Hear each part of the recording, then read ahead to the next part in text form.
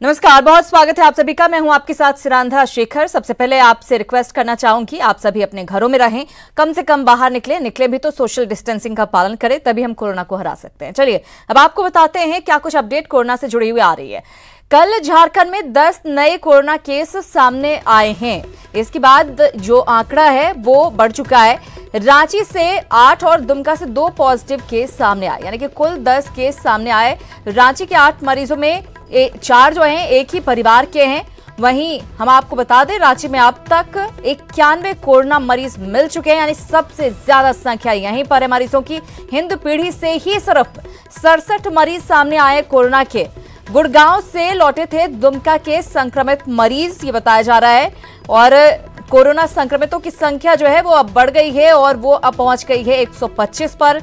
Dumka corona संक्रमण वाला 13वां जिला अब हो गया। यहां पर भी कोरोना का मामला सामने आ चुका है। कल 642 सैंपल की जांच की गई, 632 की रिपोर्ट नेगेटिव आई और बाकी जो है पॉजिटिव रिपोर्ट आई। अब तक 35 मरीज जो हैं इलाज के बाद ठीक हो चुके हैं, जो कि कोरोना पॉजिटिव थे। तो ये अब तक की अपडेट झारखंड से कोरोना से जुड़ी हुई सामने आ रही है। वहीं हम आपको बता दें, श्रमिकों का दूसरे राज्यों से झारखंड आने का सिलसिला जारी है। आज भी केरल से चली ट्रेन हटिया स्टेशन 1167 मजदूरों को लेकर पहुंची। केरल से पहुंची स्पेशल ट्रेन में पलामू और गढ़वा के ज्यादा मजदूर सवार थे। तो वहीं ट्रेन से आए कई लोग थर्मल स्क्रीनिंग के बाद संदिग्ध मिले, जिन्हें अन्य लोगों से अलग रखा गया है। अब इन लोगों की पूरी तरह से जांच की जाएगी, जिसके बाद इन लोगों पर फैसला लिया जाएगा कि इन्हें किस तरह इनके गृह जिले भेजा जाए। बहरहाल ये ट्रेन रेड जोन से चली है और कई लोग इस ट्रेन में संदिग्ध भी मिले हैं। ऐसे में प्रशासन और स्वास्थ्य महकमा काफी सतर्कता बरत रहा है। तस्वीरें आपको दिखा रहे हैं सर, छतरपुर थाना। हाँ सर, वहाँ सर जियो का काम करते थे, जियो केबल जैसे कि नेवी। सफर में सर अभी तक तो खाना नहीं मिला है सुबह से। केरला से आ रहा हूँ, एर्नाकुलम से सर। बिरनी जाना है सर। सब अच्छा रहा, बहुत अच्छा सेफ्टी मिला सर। टिकट कटाए हैं सर 830 का, कोई दिक्कत नहीं सर। सर गरीब मजदूर जो जिसके पास पैसा का दिक्कत है, टिकट लेकर के बैठाया जा रहा है, उससे परेशानी ज़्यादा हो रहा है। और वहाँ का जो लोकल प्रशासन है बहुत परेशान कर रहा है। सही सूचना नहीं देता है कि आज गाड़ी है नहीं है, ये सब सही सूचना नहीं देता। सर पलामू डिस्ट्रिक्ट जाना है। उसकी तो अभी हमें नहीं है, बट यहाँ पर जिला प्रशासन के लोग लगे हुए हैं, तो उनकी टीम यहाँ लगी हुई है। बाकी जानकारी जो है उनसे अब हाँ अंदर में तो स्क्रीनिंग चल रहा है। और हम आपको बता दें, दरअसल बड़ी संख्या में केरल से ये तमाम मजदूर जो हैं वो पहुंचे हैं झारखंड। इसमें से ज़्यादातर जो हैं वो हम आपको बता दें कि गढ़वा और पलामू के रहने वाले बताए जा रहे हैं। और सबसे बड़ी बात यह है कि केरल जो बहुत ज़्यादा प्रभावित है कोरोना की वजह से, हॉटस्पॉट राज्यों में से एक है, वहाँ से ये सभी मजदूर आए हैं। और बताया जा रहा है थर्मल स्क्रीनिंग सभी की जा रही है। उसके बाद कई लोग जो हैं वो संदिग्ध पाए गए हैं, कईयों में लक्षण मिले हैं।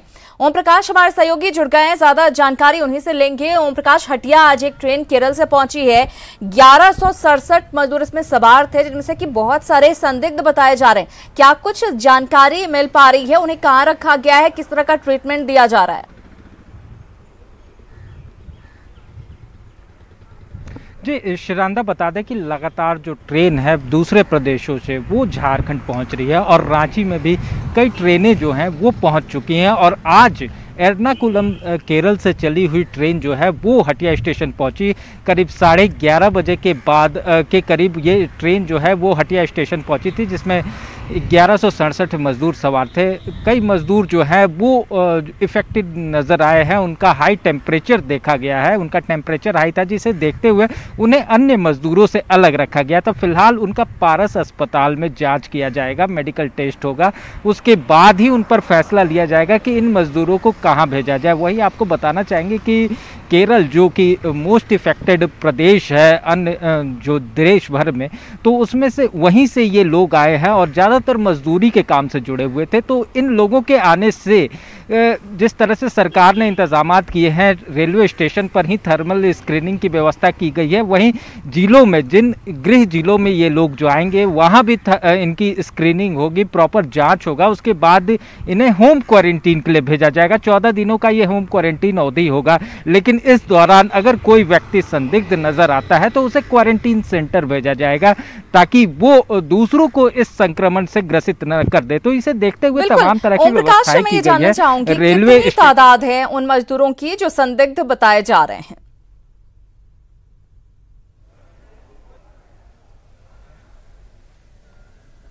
सिलसिला जारी है और फिलहाल करीब 2 दर्जन से ज़्यादा मजदूर जो हैं वो इसमें इफेक्टिव पाए गए हैं, जिनका हाई टेम्परेचर है, जिसमें महिलाएं भी हैं और पुरुष भी हैं, युवा वर्ग के भी लोग शामिल हैं। तो हर तबके के लोग हैं और हर उम्र के लोग हैं इस जो संक्रमण के शिकार में। लेकिन देखना होगा कि फिलहाल ये संक्रमण कहीं हरासमेंट की वजह से तो नहीं है, हो सकता है क्योंकि पहले से ही उन्हें खाने पीने की दिक्कतें थी, बहुत ज्यादा दबाव में थे, घर आना चाह रहे थे, ठीक से सो नहीं पा रहे होंगे, हो सकता है इस वजह से भी। और बहुत धन्यवाद ओम प्रकाश इस जानकारी के लिए। इधर जालंधर से झारखंड के प्रवासी मजदूरों को लेकर पलामू की डाल्टनगंज स्पेशल श्रमिक स्पेशल ट्रेन पहुंची। इस ट्रेन से 1188 प्रवासी मजदूर पहुंचे, जिनके प्लेटफॉर्म पर मौजूद मेडिकल टीम ने स्क्रीनिंग की। यहां से सभी को चियांकी हवाई अड्डे पर बनाए गए सेंटर में बस में बिठाकर भेजा गया, जिसके बाद उन्हें बस के जरिए उनके प्रखंड में भेजा जाएगा। स्टेशन पर जायजा लिया पलामू संवाददाता नीलकमल ने। डाल्टनगंज स्टेशन जालंधर से चलकर विशेष ट्रेन यहां पहुंच गई है प्रवासी मजदूरों को लेकर। आप देख सकते हैं बाईं ओर प्लेटफॉर्म नंबर 3 पे वो ट्रेन खड़ी है और जो उस पे यात्री हैं उन्हें एक एक बोगी से यहां निकाला जा रहा है और यहां पे मेडिकल टीम की जो स्क्रीनिंग टीम है यहां पे मौजूद हैं। आप दाईं ओर देख सकते हैं कि पूरा जो टीम है यहां पे पूरा सुबह से ही यहाँ पे पूरी तैयारी कर ली गई है। अब एक एक जो भी यहाँ प्रवासी मजदूर हैं यहाँ जैसे ही वो लोग पहुँचेंगे उनका स्क्रीनिंग किया जाएगा। ये महिला प्रवासी मजदूर भी यहाँ पहुँची हुई हैं और उन्हें यहाँ पे मास्क दिया जा रहा है, सैनिटाइज किया जा रहा है और कहीं ना कहीं उन्हें एक एहतियातन जो चीज़ें होती है वो बताया जा रहा है। जालंधर से प्रवासी श्रमिकों का स्पेशल ट्रेन आई है और इसमें 1188 प्रवासी श्रमिक आए हैं। इसमें ज़्यादातर लोग पलामू ज़िला के हैं, इसके अलावा साहेबगंज, चतरा और लातेहार के रहने वाले हैं। अभी हम लोग लॉकडाउन के नियमों को अनुपालन करते हुए और विशेषकर सोशल डिस्टेंसिंग नॉर्म्स का अनुपालन कराते हुए इनको सभी गाड़ी से भी उतार रहे हैं और उसके बाद में इनकी मेडिकल स्क्रीनिंग हो रही है और इनको गाड़ी में बैठाया जा रहा है और अपने गंतव्य पे इसको पहुंचाया जा रहा है। नीलकमल, न्यूज़ 18 पलामू। तो लगातार एक के बाद अलग अलग राज्यों से ट्रेनें जो हैं पहुंच रही हैं झारखंड और लोगों को उनके गंतव्य तक पहुंचाया जा रहा है। लेकिन इन सब के बीच मंत्री मिथिलेश ठाकुर के एक ट्वीट ने कैसे पंजाब में फंसे झारखंड के लोगों को परेशानी में डाल दिया, देखिए इस रिपोर्ट में।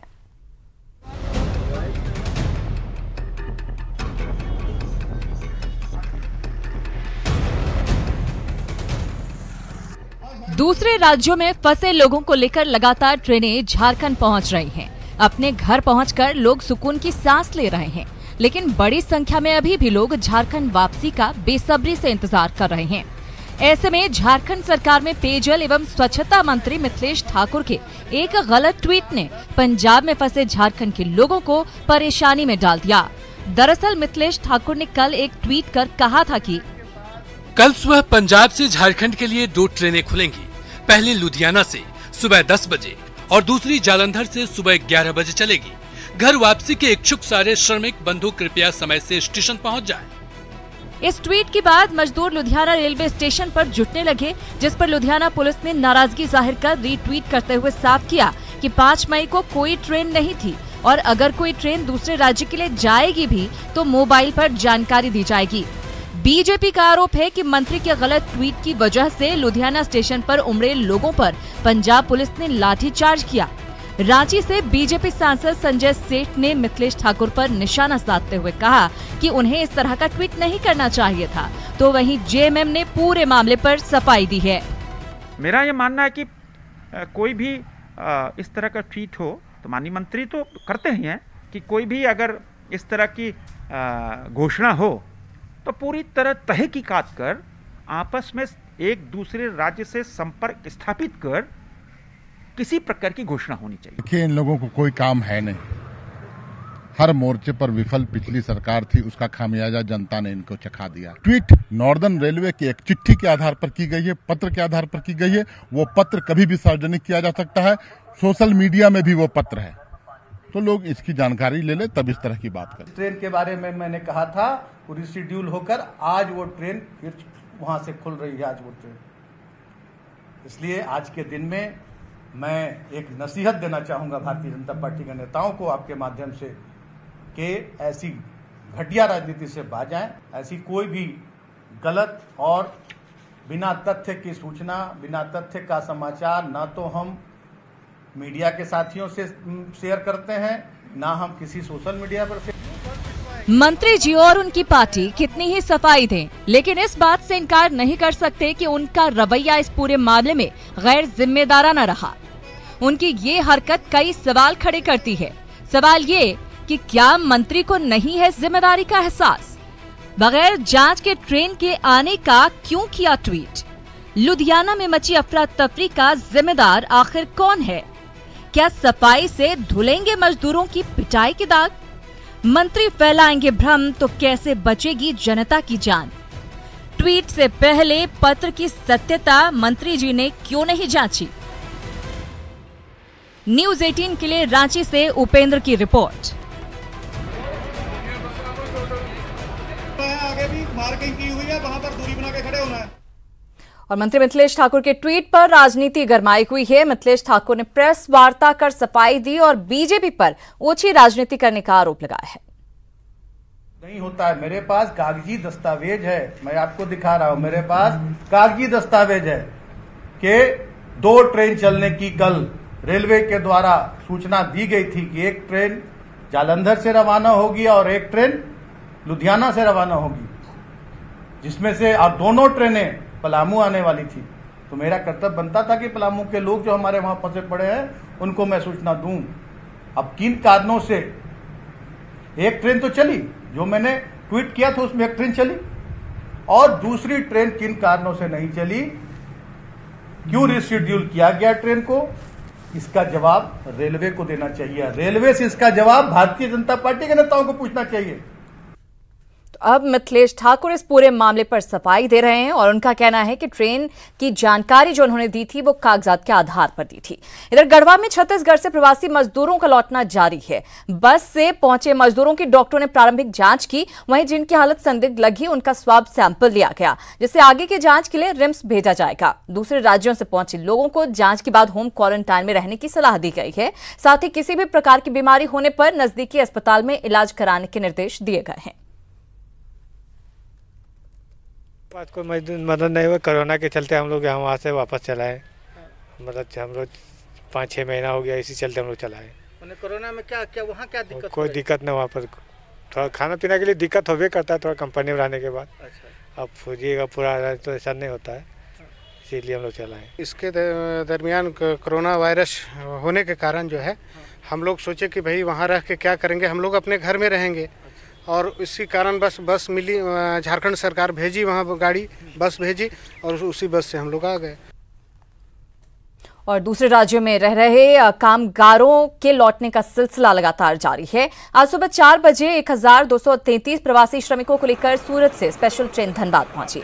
इस ट्रेन में झारखंड के 7 जिलों के श्रमिक सवार थे। सबसे ज्यादा गिरिडीह जिले के 1154 श्रमिक इस ट्रेन में सवार थे।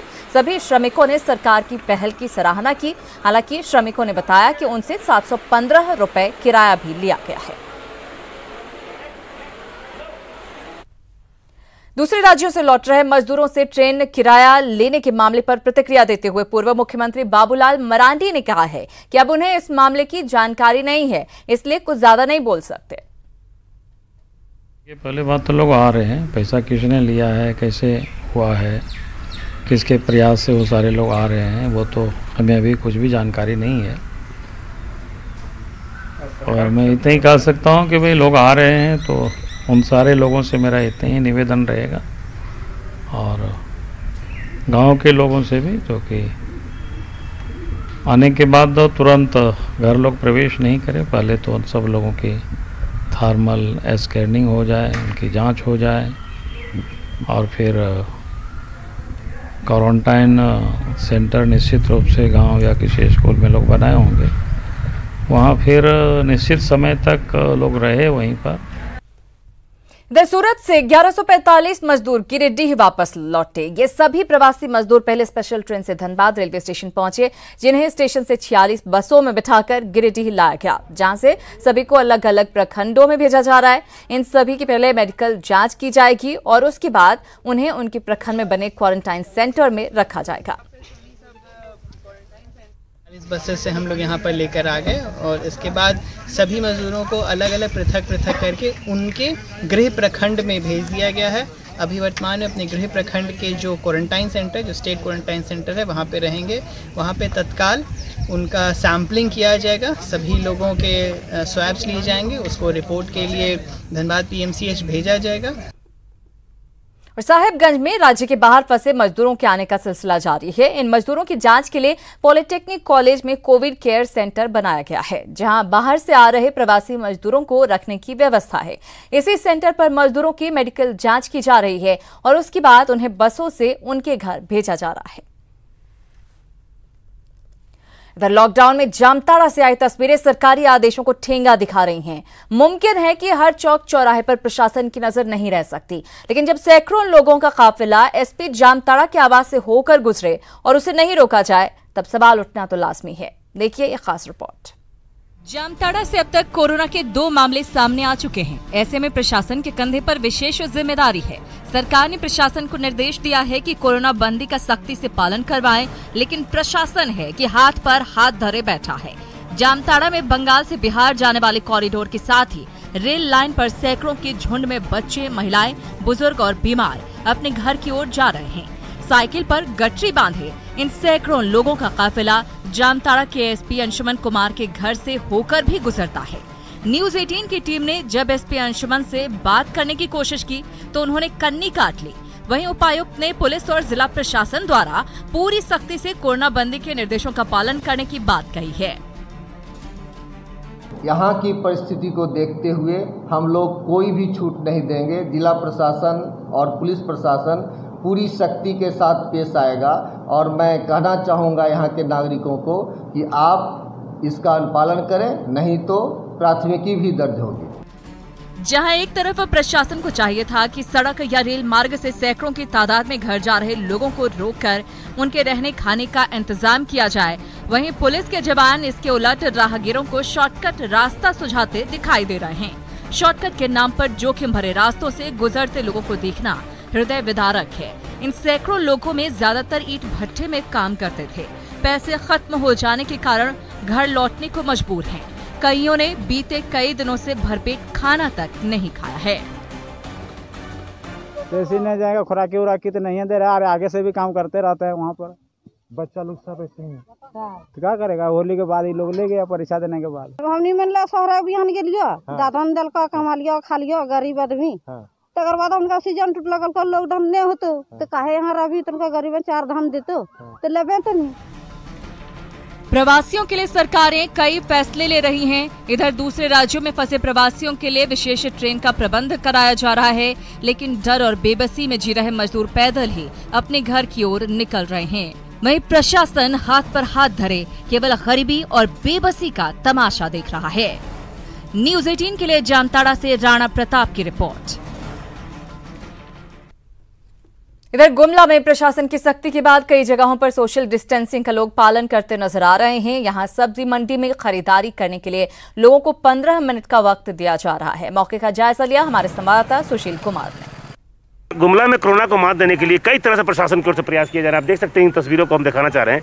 ये बाजार हाट में घुसने का तस्वीर, अमूमन इस तरह का तस्वीर आपको कहीं देखने को नहीं मिलता होगा, लेकिन प्रशासन द्वारा कहीं ना कहीं सोशल डिस्टेंस मेंटेन करने के लिए और कोरोना को मात देने के लिए इस तरह का प्रयास किया गया है। सोशल डिस्टेंस का जो पाठ पढ़ाया जा रहा है, आप देख रहे हैं कि कतारबद्ध लोगों को खड़ा करके यहाँ पर भेजा जा रहा है अंदर में तस्वीरें, ताकि यहाँ पर बाजार में भीड़ न लग सके। तो निश्चित रूप से हम ये कह सकते हैं कि प्रशासन द्वारा जो इस तरह से सोशल डिस्टेंस मेंटेन करने के लिए जो प्रयास किया जा रहा है वो काफ़ी सराहनीय पहल है, क्योंकि इस तरह के सोशल डिस्टेंस की तस्वीर को ही दिखाकर बनाकर हम कहीं ना कहीं कोरोना को मात दे सकते हैं। और आप देख सकते हैं कि छोटा हो, बड़ा हो या किसी स्तर के लोग हो, सबको इसी कतार में खड़ा होना है और उसकी कतार की जब उनकी बारी आएगी तभी जाकर वो बाजार में प्रवेश करेंगे।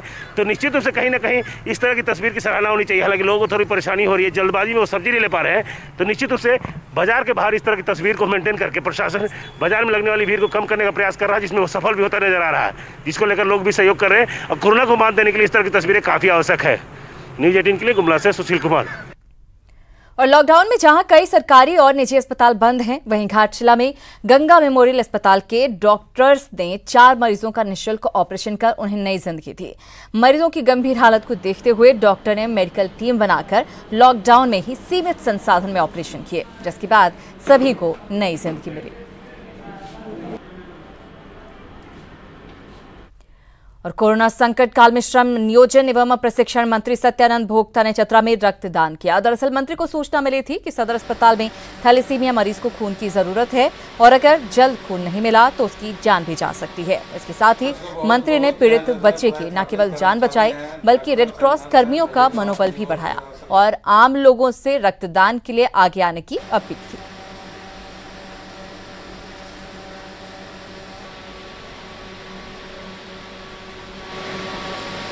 बहुत यहाँ पदस्थापित कर्मचारी हैं।